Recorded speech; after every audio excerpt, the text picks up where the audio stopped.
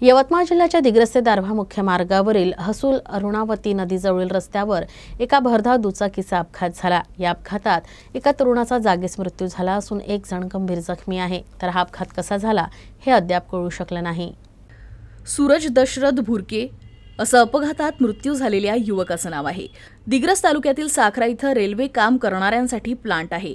रेल्वेच्या कामासाठी सूरज भुरके आणि विजय दिपके हे दोघेही मजूर सेंटरिंग बसवण्याचं काम करीत होते। दरम्यान रात्रीच्या सुमारास ते आपल्या दुचाकीनं हसूल फाट्यापासून तालुक्यातील साखरा इथं रेल्वे प्लांटकडे जात असताना दिग्रस दारव्हा रस्त्यावरील हसूल अरुणावती नदीजवळ त्यांच्या दुचाकीचा अपघात झाला। या अपघातात सूरज भुरके याचा घटनास्थळीच मृत्यू झाला, तर विजय दिपके हा गंभीर जखमी झाला। या घटनेबाबत तात्काळ पोलिसांना सूचना देण्यात आली। पोलिसांनी घटनास्थळी दाखल होत पंचनामा करत जखमीला तात्काळ रुग्णालयात पाठवलं आहे। पोलिसांनी मृतदेह शवविच्छेदनासाठी पाठवला असून पुढील तपास पोलीस करत आहेत।